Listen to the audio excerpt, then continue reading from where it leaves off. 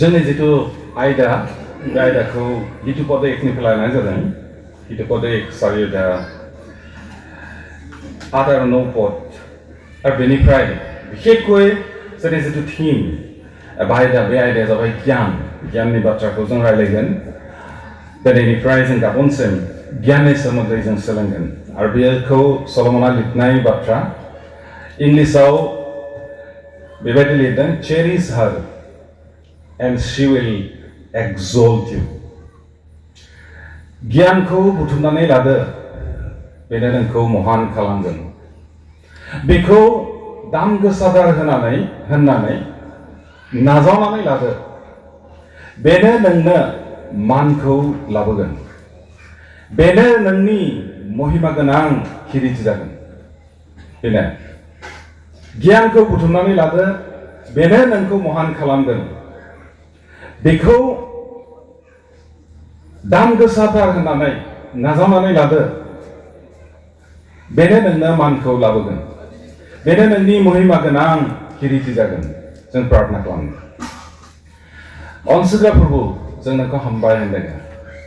बे समाव जों नोंनि खाथियाव सफबदों मानोना नोंनि बाथ्रा जों खोनासंनो थाम-थिम जादों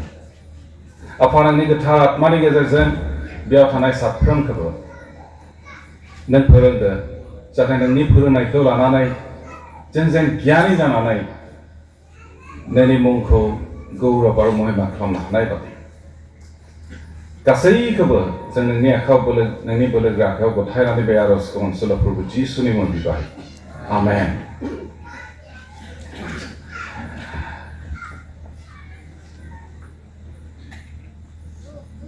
बेखौ बिखेखयै सल'मन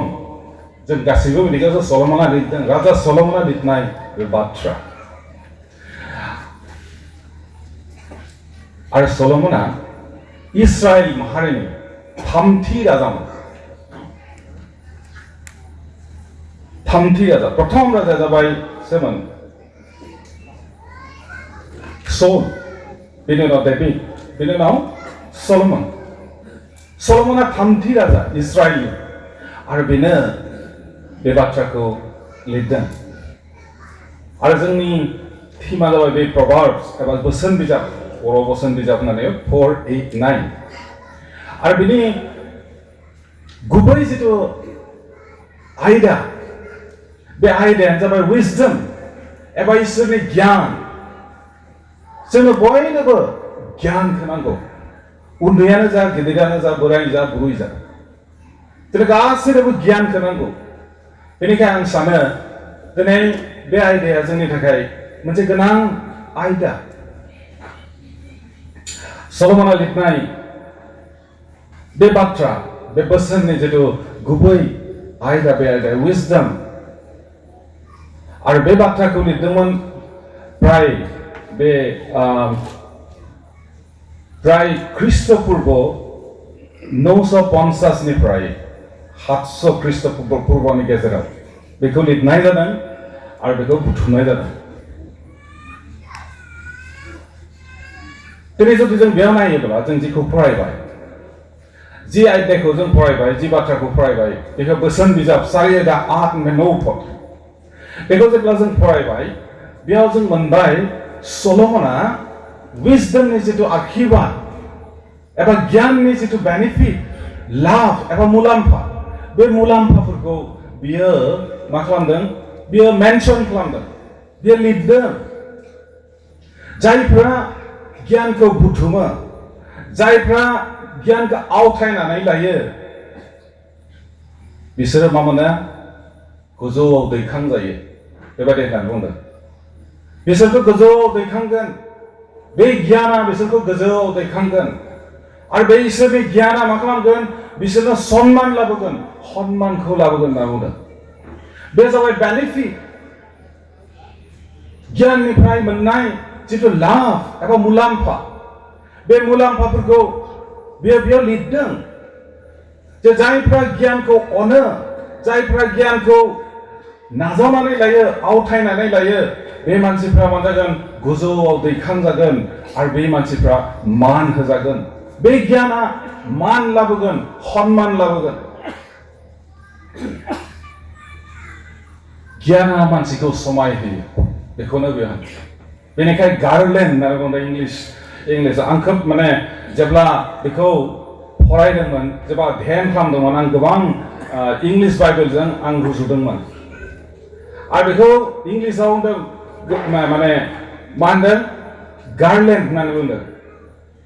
माला होनना बुंदों क्राउन होननानै बुंदोंमोन बेयावबा एबा किरिटि होननानै बुंदों जायफोरा इसोरनि गियानखौ अनो बे मानसिफ्रा सन्मान मोनो बे मानसिफ्रा गोजौआव दैखांजायो बे मानसिफोरखौ समायना नुयो बे बाथ्राखौनो सलमन राजाया बेयाव बुंफोरदों जों गासैबो मान आरो मर्यादा मोननायखौ नागिरो जों गासैबो उन्नति जानायखौ नागिरो जों गासैबो गोजौ दैखां जानायखौ जों इच्छा खालामो नाथाय बे गासैबो सम्भब जेब्ला जों इसोरनि गियानखौ जों नागिरो बेयाव नाथाय इसोरनि जिथु गियान बे गियानखौ जों ओरैनो मोना ओरैनो फाया बे गियानखौ मोननो थाखाय जों माबा मोनसे होनो गोनां जायो बेखौनो माने राजा सलमना बेयाव बुंदों we need to take more pains to get this wisdom than the wealth of this world बे बुहुमनि मुवाफोरखौ मोननो थाखाय धन दौलतखौ मोननो थाखाय जों जेसेबां खस्थ' खालामो बेबायदिनो इसोरनि जिथु गियान बे गियानखौ मोननो थाखाय जों खस्थ' खालामनांगौ माबा मोनसे होनो गोनां जेरै सासे मानसिया जुदि मिथियो जे बेखिनियाव एकदम माने मा दङ एकदम धोनफोरा माने सोरबा फबनानै दोनदों बे हायाव बेखिनियाव माने गोबां धन दैलत दङ अब्लानि बे मानसिया मा खालामगोन थै जेसेबां दङ बेफोरो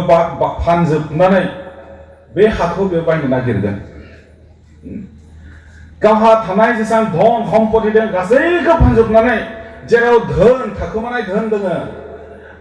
बे हाखौ बायनो बे हास्थायो गियाननि बेलायाव बेबायदि गियाना बयनिख्रुइ साबसिन आरो गाहामसिन बयनिख्रुइ प्रेसियास एबा बेसेन गोनांसिन बेनिखायनो जेब्ला जों बे गियाननि जिथु आशीर्बाद गियाननि जिथु मुल्यखौ मिथिगोन जों जायखिजाया जों मावनो थाखाय जों मा खालामो हास्थायो पौला गावनि सलमना गावनि फिसाखौ बियो होनाय बिथोन नों गियानखौ नागिर गियानखौ आवथानानै ला बे जाबाय सलमना गावनि फिसाज्लाखौ होनाय मोनसे बोसोन आरो बे बोसोनावनो बियो थाथ'वाखै बे बोसोननि गेजेरजों बे गियाननिफ्राय मोननो हानाय जि लाभ एबा मुल्य बेफोरखौबो बे बुंफोरदों अनार एबा सन्मान ग्रेस इसोरनि अनुग्रह प्रमोशन दैखांजानाय उथ्रिनाय एन्ड ग्ल'रि गौरव गावनि फिसाज्लाखौ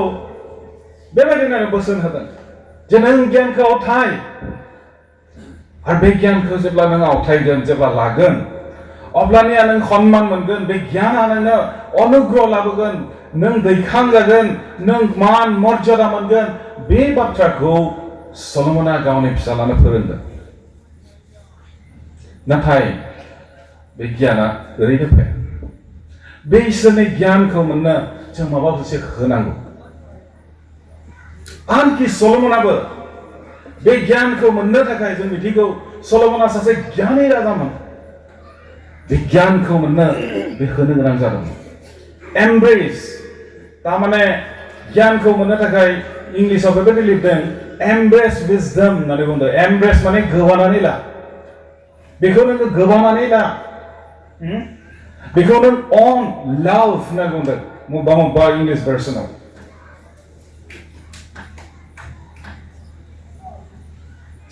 बेनिखायनो बे गियानखौ नों मुल्य हो बेबायदि होननानै बुंदों अब्लानिया गियाननिफ्राय नों गासै मोननो गोनां जे आखिरबाद जौगानाय सन्मान बे गासैखौबो मोनगोन इसोर बे गियाननिफ्राय मोननो जेरै अनुग्रह बे अनुग्रहखौ मोननो थाखाय जों गियानखौ हमनांगौ बेखौ मोननो थाखाय जों हास्थायनांगौ आरो बिनि थाखाय जों मा खालामनांगौ होनांगौ राजा सलमना गियानखौ अनदोंमोन गियानखौ बयनिख्रुइ साबसिन मा होदोंमोन बेयो बेसेन होसिनदोंमोन गावनि जिउआव more precious than any other things होनना बुंदों बे बुहुमनि गुतै मुवानिख्रुइ सलमना बे गियानखौ मुल्य होसिनदोंमोन बेनिखायनो जेब्ला सलमना राजा जाबाय बे राजा जानायनि उनाव सलमना मोनसे सिमां नुबाय आरो बे सिमाङाव इसोरा फैनानै सलमनखौ सोंबाय सलमन नों मा हास्थायो बुं नोंनो मा नांगौ बेखौनो होनाय जागोन धन दौलत मान मर्यादा नोंनो मा नांगौ नों बुं नों जि हास्थायो बेखौनो नोंनो होनाय जागोन होननानै सलमनखौ बेखि प्रश्न दिनै बेयाव जिरायनाय जोंनो बुंनायमोनब्ला हयथ' जों मा खालामदोंमोन बयनिख्रुइ साबसिन जगतनि बयनिख्रुइ हामसिनखौ जों सायख'गौमोन हे इसोर आंनो बेबायदि बांला हो हे इसोर आंनो थाखा फैसा हो हे इसोर आंनो एकदम नोङो आंनि मुंखौ मुंदांखा खालाम हयथ' जों गोबां जोंनि हास्थायदोंमोन इसोरनिफ्राय नाथाय सलमना जेब्ला बेखौ खोनाबाय अब्लानिया मा बुङो हे प्रभु आंनो गियान नोंनि गियानखौ नांगौ आंनो गियानखौ नांगौ धन दौलत बेफोरखौ आंनो नाङा किन्तु बयनिख्रुइ गोनांसिन आंनि जिउआव गोनांसिन मुवाया जाबाय गियान बेनिखायनो प्रभु नों आंनो गियान हो आरो इसोरा बहुत सन्तुष्ट जाबाय साबजानाय मोनबाय आरो बिनि उनाव इसोरा मा होदोंमोन अकल गियानल' होआखै बे गियानजों लोगोसे riches and honor धन सम्पति आरो सन्मान बेखौबो होजाबदों बेनिखायनो सलमना गियानखौ इसोरनि गियानखौ बयनिफ्राय गोजौसिनाव बेयो लाखिदों जुदि जों सलमननि जीबनखौ जुदि जेब्ला जों नायो जातिफोरनि गेजेराव बे बिख्यात जाबाय गोबां गुबुन गुबुन देशनि राजा रानिफ्रा बिनि खाथियाव फैनानै उपदेश लाफैदोंमोन सलमननि जितु बिख्यात जानायनि बाथ्रा सलमननि बाथ्राखौ खाथि खाला थानाय जगतनि माने हादोरनि मानसिफ्रा राजा रानिफ्रा खोनादोंमोन आरो बेखौ खोनानानै सलमननि खाथियाव फैनानै बिसोर उपदेश लादोंमोन सलमननि एसेबां गियानि मानसि बिख्यात जाबाय बियो धन सम्पतियावबो बियो गोबां बियो माने मा खालामबाय बियो उन्नति खालामबाय बेखौ मा बुङो अर्थनैतिक बृद्धि रांखावरियाव बियो जौगादों आनखि जेरुसालेमनि मन्दिरखौ बियो लुखांनायाव बियो साक्सेस जादों बेयो उथ्रिनो हादों बेनोल' नङा बेनि जिथु रोंगौथि एबा गियान बे गियाना जों नायो प्राय 3000 जे प्रभार्ब्स एबा बोसोनफोरखौ बियो लिरदों आरो प्राय 1005 एबा 1001 मेथाइफोरखौ बियो सुजुदों होनना बुंदों एसेबां गियान 3000 प्रभार्ब्स एबा बोसोन 3000 बोसोनफोरखौ आरो लेक्चार होनायाव बियो ओरैबायदि आखा फाखामोन गासैबो बिथिङाव बियो लेक्चार होनो हाग्रा सासे गोरों बिख्यात सासे राजामोन बियो मायाव होआखैमोन दंफां लाइफांनि सोमोन्दै बियो लेक्चार होनो हायोमोन जिब जुनारनि सोमोन्दै बियो लेक्चार होनो हायोमोन मानद्रंनाय जि माने मुवाफोर जिब जुनारफोर बेफोरनि सोमोन्दै बियो मा खालामदोंमोन बे लेक्चार होयोमोन दाउफोरनि सोमोन्दै बियो लेक्चार होयोमोन आरो नाफोरनि सोमोन्दै सागराव थानाय नाफोरनि सोमोन्दै बियो लेक्चार होनो हानाय बेहा बेबायदि गियान दंमोन बेनिखायनो ओरैबायदि बियो माने बिख्यात जाबाय आनखि international जेब्ला माने relationship जायो जुदि जों नायोब्ला आन्तर्जातिक सुक्ति बेयावबो बियो आखा फाखा जादोंमोन बाणिज्यिक सुक्ति हान्थि सुक्ति बे गासै खालामनायाव बियो माने आखा फाखामोन बियो साक्सेस जानो हादोंमोन आरो बिनि जितु रायजो खुंनाय समाव बयनिख्रुइ हान्थिनि रायजो बे समाव जुद्ध गैया बयनिख्रुइ शान्तिपूर्ण रायजो होननानै गनाय जादोंमोन बे सलमन राजानि राजत्वनि समाव आरो बिनि जितु रायजो बे रायजोआ गोबां रायजोनि सिमाया गोबां गोसारलांदों जिअग्राफिकेल एरिया हिसाबै बे रायजोआ गोसारलांदोंमोन आरो बे जाबाय जों नुनाय सलमननि जिउआव गियाननिफ्राय मोननाय आशीर्बाद मानोना बियो बयनिख्रुइ साबसिन मुवाखौ इसोरनिफ्राय बियो नागिरदों बियो बिख्यात जानो नागिराखैमोन खिन्थु बुंदोंमोन जे आंनो गियान हो आरो बे गियानखौ होनायखाय गासैबो बिथिङाव जौगानायखौ दिनै जों बेयाव नुनो मोनदों बिनि बिफा जे दायुदनि बेलायावबो जों नुदों आरो जों मिथिगौ दायुदा बेखौ फोरोंदोंमोन अकल गावनो गाव बियो जायाखै खिन्थु हयथ' बियो बिफानि जितु अरिहना बिफानि गोहोमा बिनि सायाव दङमोन आरो बेनिखाय दायुदा सासे गियानिमोन गियानखौ मोजां मोनग्रा सासे मानसिमोन राजामोन इसोरखौ गिनाय सासे मानसिमोन आरो बेनिखाय बेखौ बेबायदि होननाय जायो जे इसोरनि गोसोआ बिनियाव गोसो थानाय सासे व्यक्ति होननानै बेखौ बुंनाय जायो दायुदखौ इसोरनि गोसो थानाय सासे मानसि होननानै बुंनाय जायो इसोरा बेखौ राजा बनायबाय इसोरखौ गिनायखाय इसोरनि गियान थानायखाय बे गियाना बेखौ राजा बनायबाय आरो गथै इस्राएला बेखौ मोजां मोनोमोन अनोमोन गियाना बेखौ गोजौआव दैखांबाय आरो दायुदनो बेबायदि गियाना मालाबा सन्मानल' होबाय आनखि जेब्ला जों प्रथम सामुएल 29 अध्याय 9 पदखौ जेब्ला फरायो द्वितीय सामुएल 14 अध्याय 17 पदखौ जेब्ला जों फरायो माने बेबायदिखौ मोनो बेखौ लिरनाय मोनो दा citizens and enemies considered him like an angel नांगौ नागरिकफ्रा गावनि देशनि गावनि हादोरनि मानसिफ्रा आनखि शत्रुफोराबो बेखौ स्वर्गदूत होननानै सानोमोन आसरित खौरां स्वर्गदूत होननानै आनखि शत्रुफोराबो बेखौ गियान खालामो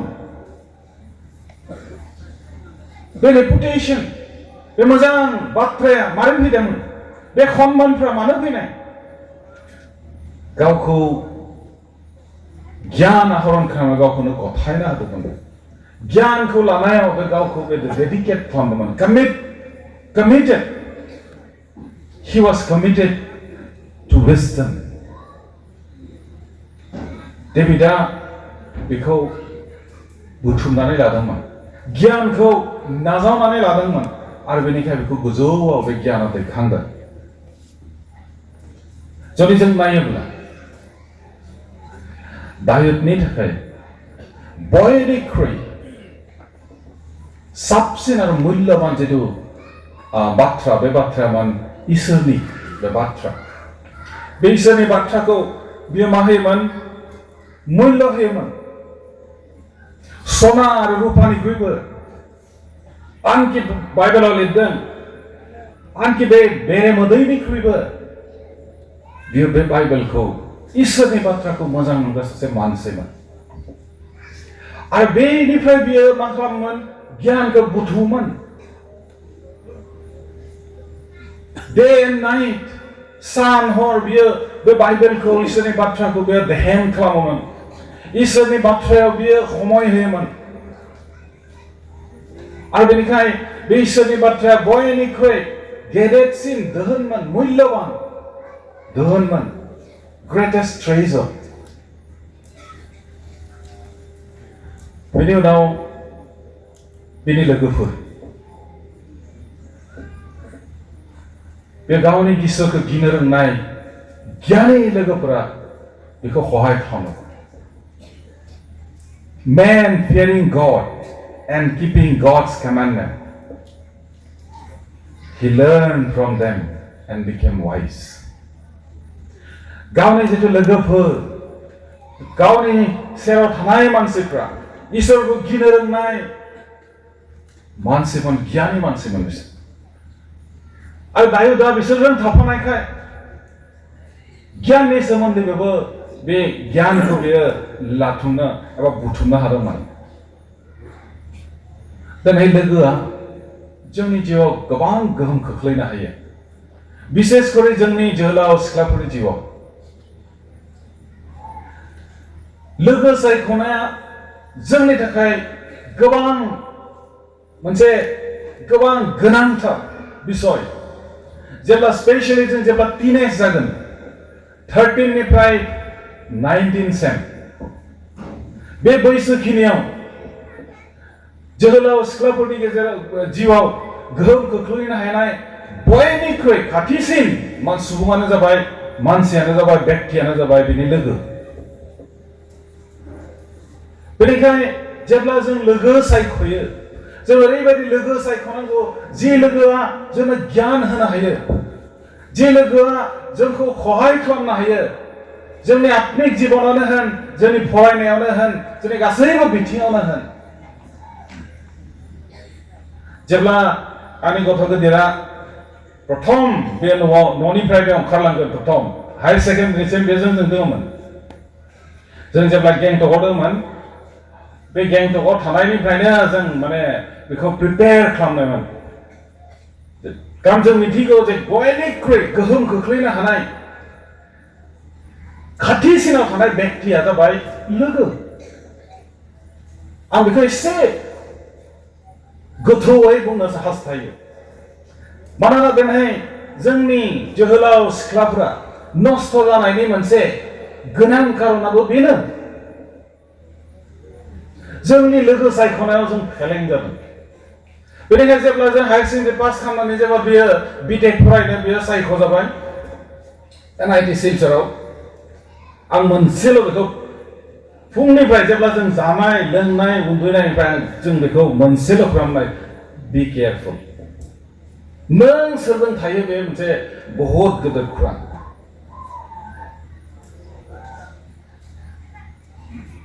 बेनिखायनो जों जुदि नायोब्ला डेभिडनि जिबनाव, दायुदनि जिबनाव बे लोगोफोरा इसोरखौ गिनाय लोगोमोन, गियानि लोगोमोन, आरो बेनिखायनो बेबो गियानि. जुदि प्रमाण नांगौबा जोंनि जोहोलाव सिख्लाफोरा बेखौ प्रमाण खालामनानै लायो. नों सोरजों थायो बेनो नोंनि आखुथायखौ दिन्थियो. जों सोरजों थायो बेबादिनो जों आखुथाय, बेबायदि जोंनि आखल आखुफ्रा जायो. बेनिखायनो जों ओरैबायदि लोगोफोरखौ जों सायख'नांगौ जि लोगोफोरा जोंखौ मा खालामनो हायो, जोंखौ सहाय खालामनो हायो, आत्मिकआव, फरायनायाव, गासैबो बिथिङाव. दायो दा गियानि जानायनि मोनसे कारना बेमोन, बिनि लोगोफोरा इसोरखौ गिनो रोंनाय गियानि मानसिमोन, आरो बेनिखायनो बे गियानि. बिनि अनगायैबो बिनि जिबनाव थानाय जितु प्रार्थना, खैबार प्रार्थना खालामो? 3 times a day. सानसेयाव बे खनथाम प्रार्थना खालामो. बे जाबाय बिनि स्पिरिचुअल डिसिप्लिन, आत्मिक डिसिप्लिन. बेयो जोंनो नांगौ. दिनै खनसेल', सप्तायाव खनसे बा खननै गिर्जायाव थांनायानो जोंनि थाखाय जथेस्थ' नङा. दिनै जोंनि जिबनाव मोनसे आत्मिक डिसिप्लिनखौ जों लुखांनांगौ. कारण जों जिसुखौ मोननाय मानसि, जों इसोरखौ मोननाय मानसि. आत्मिक जितु डिसिप्लिन, बे डिसिप्लिनखौ जोंनो नांगौ. अनुशासन बेखौ जों नांगौ. आरो बे प्रार्थनाया दायुदनि जिबनाव मोनसे आत्मिक डिसिप्लिन. कुनु दिन बे कम्प्रमाइज खालामो. सदायबो सानफ्रोमबो खनथाम बियो प्रार्थना खालामो आरो बेनो बेखौ गियानि खालामदोंमोन इसोरनि खाथियाव बेखौ लांदोंमोन Praise God 7 times a day इसोरखौ बाखनायनाय खैबार 7 बार बियो इसोरखौ बाखनायमोन जों खैबार बाखनाय दिनै जों बहुत व्यस्ततानि गेजेराव जों बावगारनानै थायो सिखांनायनि लोगो लोगो जोंहा अनेक खामानि थायो व्यस्त आं सानो राजा जानानै दायोथा जोंनिख्रुइ बांसिन खामानि दं बे फ्रि नङामोन बे नङामोन जे दायो एकदम आरामै थायोमोन बे राजामोन बेनिखाय बेहा अजस्र समय दंमोन बेनिखाय बे प्रार्थना खालामनो हायोमोन खनथाम 7 बार प्रार्थना माने इसोरखौ बाखनायनो हायोमोन बिनि थाखाय बे माने इजि थानखाम नङा खामानि नङा खिन्थु राजा हिसाबै जोंनिख्रुइ बांसिन मामोन व्यस्ततानि गेजेराव थानो गोनां जायोमोन थेवबो बे इसोरखौ बावगाराखै जों मोनसे खुरां बेनिफ्राय सोलों जे गियाना ओरैनो फैया जों खस्थ' खालामनांगौ जों माबा मोनसे गियानखौ मोननो थाखाय जों माबा मोनसे होनो गोनां जायो जोंनि समय जों इसोरनो होनो गोनां जायो जों समय जों इसोरनि बाथ्रायाव होनो गोनां जायो प्रार्थनायाव होनो गोनां जायो लोगोफोरनिफ्राय सोलोंनायाव जों समय होनो गोनां जायो जों माबा मोनसे दाम जों होनो गोनां दिनै गोबां ख्रिस्टियान जों समाज जों जिसुखौ मोनबाय नाथाय जों खैबार इसोरनि बाथ्राखौ जों फरायो बेसेबां जों फरायो जों बहुत मानसिफ्रा हप्तायाव खनसे गिर्जायाव थांनानै जों इसोरनि बाथ्राखौ जों सोलोंनो हास्थायो आरो बेनिफ्राय जों गियान मोननो हास्थायो बाखि सानबा साइदिन जों इसोरनि बाथ्राखौ जों फराया कारण जोंहा गोबां व्यस्त गोबां ख्रिस्टियानफोर दङ जायफ्रा जानाय समाव प्रार्थना खालामनानै ब्रेकफास्टनि समाव प्रार्थना खालामनानै इसोरनि गियानखौ जों मोननो हास्थायो नाथाय गियानखौ मोननो थाखाय जों अजस्र जों समय होनो गोनां जायो बे माब्लाबा जोंनि खस्थ जों माबा मोनसे होनो गोनां जागोन जों बेनिफ्राय जुदि गिदिर लाभफोरखौ मोननोब्ला जों बेनिफ्राय जों गावनि गोबां खामानि जों मावनो गोनां जोंनि समायफोरखौ जों होनो गोनां प्रार्थनानिफ्राय गोबां आशीर्वादफोरखौ जुदि जों मोननो नागिरबा जों प्रार्थनायाव जों समय जों जेसेबांनो प्रार्थनायाव समय होगोन एसेबांनो प्रार्थनानिफ्राय जों उत्तरफोरखौ मोनगोन बाइबेलनिफ्राय इसोरनि बाथ्रानिफ्राय जुदि जों गियानि जानो हास्थायदोंब्ला मिथिनो हास्थायदोंब्ला जों बेबायदिनो बाइबेल फरायनायाव ध्यान खालामनायाव बेखौ फरायनायाव जों बेबायदिनो जों खमायनो बाइबेला होनदों गासै সকলো बाक्য ईश्वर निस्साखित होननानै बुंदों हां सुजानाय ईश्वरनि बाथ्राया जाबाय ईश्वरजों हां सुजानाय बाथ्रा होननानै बुंदों फोरोंनायनि थाखाय रायथिनायनि थाखाय थोंजों खालामनायनि थाखाय धोरोमाव फोरोंनायनि थाखाय उदायगौ होननानै बुंदों आं बेखौ बर'निफ्राय लादों बर' बाइबेलनिफ्राय हां सुजाबाय बेखौ ईश्वरनि बाथ्राया ईश्वरनि हां सुजानाय बाथ्रा बेनिखाय बियो मा खालामनो हायो जोंखौ फोरोंनो हायो जोंखौ रायनो हायो जोंखौ थोंजों खालामनो हायो जोंखौ धोरोमिया खालामनो हायो जोंखौ गियानि खालामनो हायो बेनिखाय बे ईश्वरनि बाथ्राखौ जों बुजिब्लाबो बुजियाब्लाबो जों फरायनांगौ जों समय होनांगौ जों ध्यान खालामनांगौ गोथार आत्माया जोंखौ सहाय खालामो बेनिखाय प्रार्थना जाकुब 1:5 পদে কাৰোবাৰ যদি জ্ঞানৰ অভাৱ হয় তেন্তে অকাতৰে গৰিহণা নকৰাকৈ অকাতৰে দিওঁতা তেওঁক খুজক उसिग्लाय जासे आरो सोंखारिया जासे होग्रा इसोरनियाव आरज खालामथों होननानै बुंदों जोंनो जुदि गियान नांगौबा इसोरनि गियानखौ नांगौबा प्रार्थनानि गेजेरजों मोननो हायो आरो बेनिखाय जाकुब 1:5 बेबायदि होनदों 5 बेबायदि होनदों उसिग्लाय जासे आरो सोंखारिया जासे होग्रा इसोरनियाव आरज खालामथों अब्लानिया बियो होगोन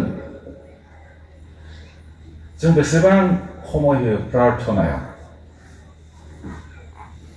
गियानखौ मोननो जेबो गुसुं राहा गैया जों गोलाव राहाजों थांनो गोनां जोंनो खस्थ' खालामनो गोनां जों समय होनो गोनां बे बाथ्राखौ आं थामथिम खालामबाय थानाय समाव मोनसे गल्प आं माने मोनदों आरो सासे बिजनेसमेन दङमोन आरो बे बिजनेसमेना गिदिर कम्पानिनि सासे मालिक सासे आखा फाखा बिजनेसमेन मानोना बे मोनसे कम्पानिनि मालिक आरो सानसेखालि बियो सानबाय आंनि जितु प्रडाक्शन कस्ट अर्थात बे बुस्थु बनायनायाव जिखिनि खरच जायो बे खरचखौ जुदि आं एसे खम खालामनो हायोब्ला आं गोबां प्रफिट मोनगोन आरो आं खम समनि भितरावनो गोबां माने प्रफिट आं खालामनो हागोन होननानै बे सानबाय बेनिखायनो बे सानबाय बे बुस्थु बनायनायाव प्रडाक्शन जितु कस्ट प्रडाक्शननि जितु खरसा बे खरसाखौ खालामनो थाखाय बियो इच्छा खालामबाय माने शर्टकाट गुसुं राहानि गेजेरजों बियो बांसिन लाब मोननो थाखाय बियो हास्थायबाय आरो बिनि थाखाय बियो खामानि मावो बे गावनि मानसिफोरखौ मेनेजारखौ लिंहरबाय आरो लिंहरनानै बुंबाय जे जेसेबां हायो प्रडाक्शननि जितु कस्ट प्रडाक्शननि जितु खरसा बे खरसाखौ नोंसोर खम खालाम आरो बियो बेनिखाय मा खालामनो गोनां जाखो मेनेजारआ प्रडाक्शननि खम खरसायाव जुदि बुस्थुखौ बनायनांगौब्ला बे बुस्थुनि क्वालिटिया मा जागोन कम्प्रमाइज खालामनो गोनां आरो बेनिखाय बे बुंबाय नांगौ बुस्थुनि जितु क्वालिटि मुवानि जितु क्वालिटि बेयो नांगौबा ल'आनो जाथों थेवब्लाबो मुथते खम खालाम जाहाथे आं खम समनि गेजेराव आं जाहाथे धनी जानो हायो बांसिन प्रफिट मोननो हानाय बायदि आरो बेबायदिनो खालामबाय खिन्थु बेबायदि खालामनायाव बुस्थुनि जितु क्वालिटि बे क्वालिटिया गैया जाबाय मोजां जाया जाबाय माने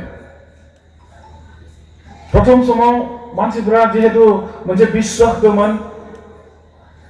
बेनि प्रडाक्टफोरनि सायाव बिसोर माने फायनानै बिसोरो बाहायबाय साननैसो थिगानो सोलिबाय खिन्थु लासै बे कम्पानिनि सायाव मानसिफोरनि जितु बिश्वास दंमोन फोथायनाय दंमोन ट्रास्ट दंमोन बेखौ खोमानो हमबाय आरो उनाव बे जितु सर्टकाटनि राहा गुसुं राहा बे गुसुं राहाया बे कम्पानिनि सायाव मा लाबोखो मोनसे गिदिर मोनसे लस लुकसान लाबोबाय आरो बेबायदिनो बे कम्पानिया मा जाखो नस्थ' जाबाय जोबबाय विजडम एबा गियानखौ आहरन खालामनायाव जेबो सर्टकाट गैया बा गुसुं राहानि खौरांखौ जों सिन्था खालामनो हाया जों खस्थ' खालामनांगोन जों समय होनांगोन जों इसोरनि खाथियाव जों प्रार्थनायाव जों समय होनो धैर्य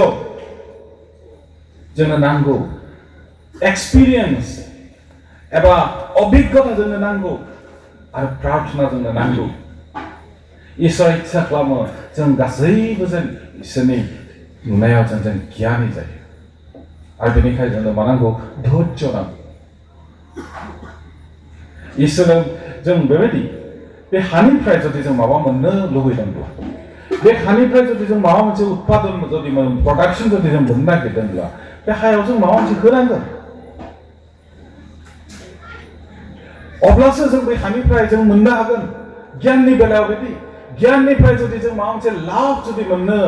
हास्थायदोंब्ला बे गियानखौ मोननो जों माबा मोनसे होनो गोनां जों खस्थ' खालामनो गोनां बेनिखायनो जेब्ला जों गियानखौ नागिरगोन अब्लानिया जों गियानखौ मोनगोन आरो गियानखौ जों खस्थ' खालामनानै जों नागिरनांगौ प्रार्थनाजों देहेन खालामनायजों इसोरनियाव फैनायजों सानसेखालि गिदिर दार्शनिक बे सक्रेटिसनि खाथियाव सासे जोहोलावा फैदों सासे जोहोलाव फैनानै बे सक्रेटिस बे दार्शनिकमोन आरो बे सक्रेटिसखौ बुंदों हे महान डेटसिन सक्रेटिस हे गियानी सक्रेटिस आं नोंनि खाथियाव फैदों मानोना आंनो गियान नांगौ होनबाय सक्रेटिसआ नायनानै गम मोनबाय आच्चा थिग दङ सासे दार्शनिकआ बेनि मोखांखौ नायनानै गम मोनबाय आरो बेखौ मा खालामबाय थिग दङ जोहोलाव थौ बिदिब्ला होननानै बेखौ मोनसे हागर खाथियाव लाना थांबाय लैथो खाथियाव आरो बे लैथोनि दैयाव बेखौ जेरबासे दैयाव बेखौ लानानै थांबाय आरो जेरबासे दैयाव लाना थांनानै बेखौ सोंबाय जोहोलाव नोंनो मा नांगौ बुंलाय बे बुंबाय आंनो गियान नांगौ आच्चा नोंनो गियान नांगौ थिग दङ बेनिखाय बेखौ एखे खर' हमनानै दसे सम बे दैयाव नारसोमनानै दोनबाय बेखौ प्राय 30 मिनिट्स बेनिफ्राय बेखौ जेब्ला ओंखारबोबाय दैनिफ्राय बुंबाय जोहोलाव दा बुंलाय नोंनो मा नांगौ बे बुंबाय ए गियानि सक्रेटिस आंनो गियान नांगौ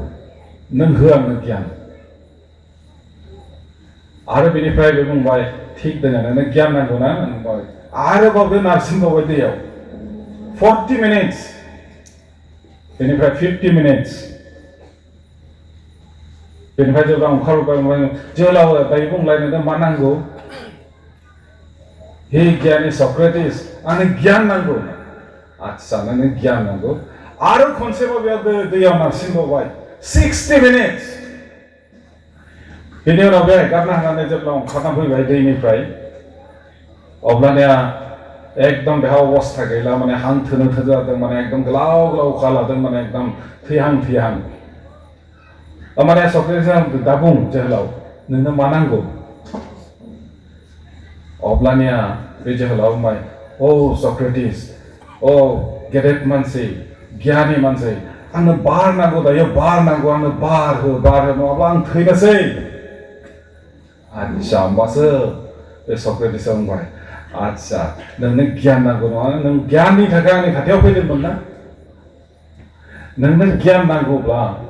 नों दायो जेबायदि खस्थ' खालामदों बेबायदि खस्थ' खालामनो नागिर अब्लासो नोङो मोनगोन When you want knowledge as you have just wanted air, then you will have knowledge. नोंनो गियान नांगौबा नों खस्थ' खालामनांगोन ओरैनो नोङो आंनियाव नागिरनानै फैदों बेबायदि सहजै गियानखौ मोननो हाया जेरै नों खस्थ' खालामनानै दायो नों बारखौ नागिरदों बेबायदि नों गियानखौ नागिर अब्लासो नों मोनगोन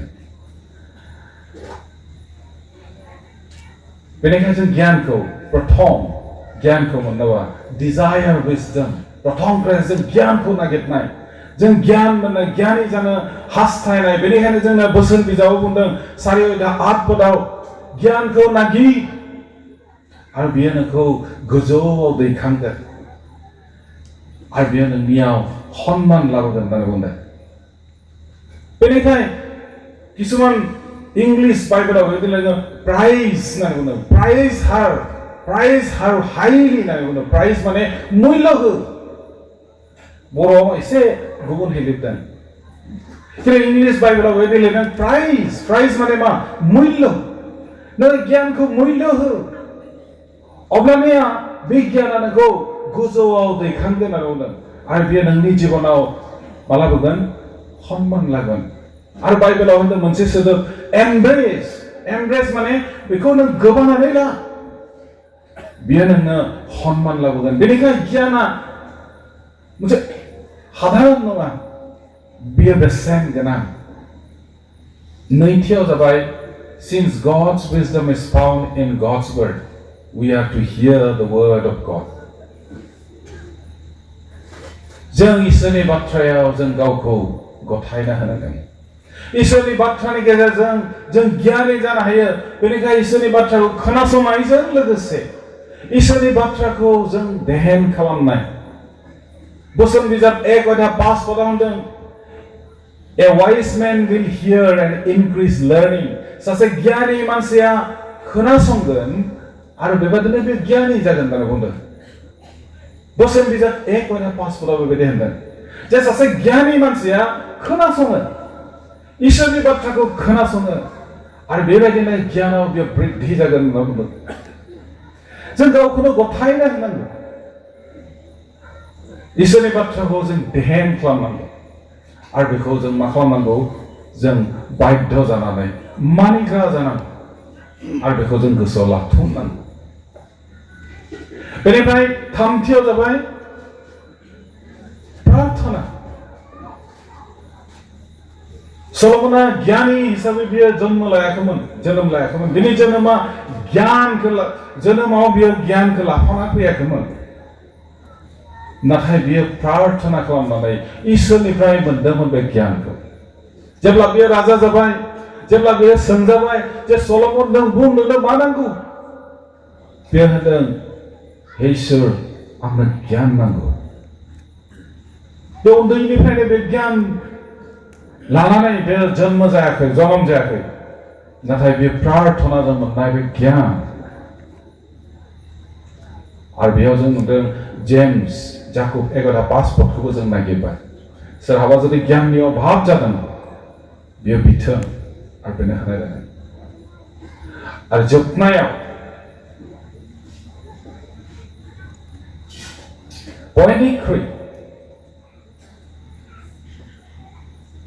बयनिख्रुइ बिखेक बाथ्रा गोनां बाथ्रा जों जेखौ गोसोआव लाखिनांगौ बे जाबाय जों जिसुनि खाथियाव फैनांगौ। जिसुनि खाथियाव you must come to Jesus। मानोना जिसुआ गावनि सोमोन्दै बे बुंदोंमोन नाय जिसुआ बुंदोंमोन नाय आरो बेयाव सल'मननिख्रुइ देरसिनबो दङ होननानै बुंदों। जिसुआ गावनि सोमोन्दै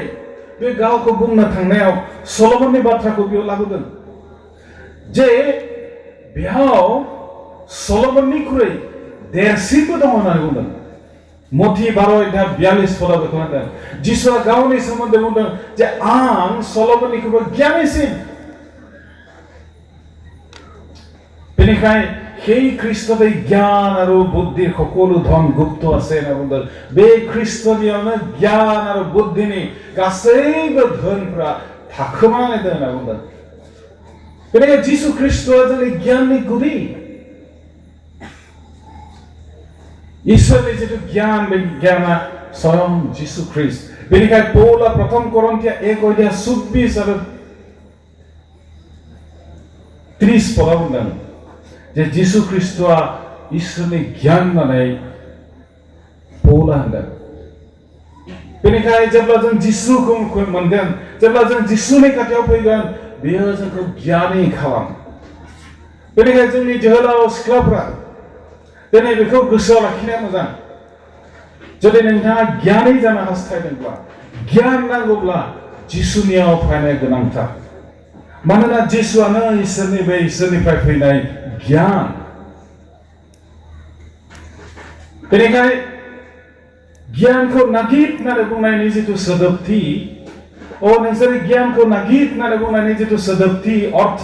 बे अर्थआ जादों नोंसोर जिसुनियाव फै। Come to Jesus, come to Jesus। नोंसोर जिसुनियाव फै बेखौनो होनदों बेखौनो बुंनाय जायो जे इसोरनिफ्राय फैनाय जितु गियान बयनिख्रुइ देरसिन गियान सल'मननि गियाननिख्रुइबो देरसिन गियाना जाबाय जिसु ख्रीष्ट आरो पौला बेखौनो होनदों। बेनिखायनो जोंनि जितु आयदा बे आयदाया जों नोंसोर गियानखौ आवथाय एबा गियानखौ ला होनना बुंनाय बाथ्राया नोंसोर जिसुखौ ला आरो बिनियावनो गासैबो गियान आरो बुद्धिनि जितु धोन बे धोनफ्रा थाखोमानानै दोङो होननानै कलसिया 2:3 पदाव बुंदों। In whom are hidden all the treasures of wisdom and knowledge। गासैबो धन आरो बिद्या हे ख्रीष्टতেই धन आरो বিদ্যাৰ সকলো ধন গুপ্ত আছে। সেই খ্ৰীষ্টতেই ধন জ্ঞান আৰু বিদ্যাৰ সকলো ধন গুপ্ত আছে সেই খ্ৰীষ্টতেই জ্ঞান আৰু বিদ্যাৰ সকলো ধন গুপ্ত আছে গাसैबो धोनफ्रा জ্ঞাन आरो बिद्यानि धोनफ्रा बिनियावनो थाखोमानानै दङ गियानखौ बुथुमनानै लादो बेनो नोंखौ महान खालामगोन गियानखौ बुथुमनाय माने जिसुखौ नोंसोर बुथुमनानै ला जिसुखौ जिसुखौ गोबानानै ला जिसुखौ गोजौ दैखां जिसुखौ मुल्य हो नोंसोरनि जिबनाव जुदि गियान नांगौब्ला जिसुखौ मुल्य हो आरो बेनो नोंसोरखौ गोजौआव दैखां बेनो नोंसोरनि जिबनाव मान सन्मानखौ लाबोगोन होनना बुंदों इसोरा जोंखौ आशीर्बाद खालामदों बेखौ बुजिना जे गियानि जानो जोंनि जिबनाव जिसुनि जिथु गोनांथि बे गोनांथिया बेसेबां गेदेर बेनिखायनो जायफ्रा जिसुखौ मोनबाय मिथिगौ जिसुजों लोगोसे दं बिसोर गियानि मानसि हदायबो गावखौ गाज्रिनिफ्राय गोजानाव लाखिनो रोंनाय मानसि बिसोरो गियानि मानसि जायफ्रा जिसुजों थायो आरो बिसोर बिमा बिफाफ्रा नखरखौ बेंनो रोंनाय गियानि मानसि समाजखौ दैदेननो रोंनाय गियानि मानसि जायो हादोरखौ दैदेननो रोंनाय गियानि मानसि जायो बेनिखायनो बयनिख्रुइ देरसिन आरो गोनांसिन बाथ्राया जाबाय जिसुखौ मिथिनाय जिसुखौ अननाय जिसुखौ गोबानानै लानायानो गियान इसोर जों साफ्रोमखौबो बे बाथ्रानि गेजेरजों आशीर्बाद खालामथों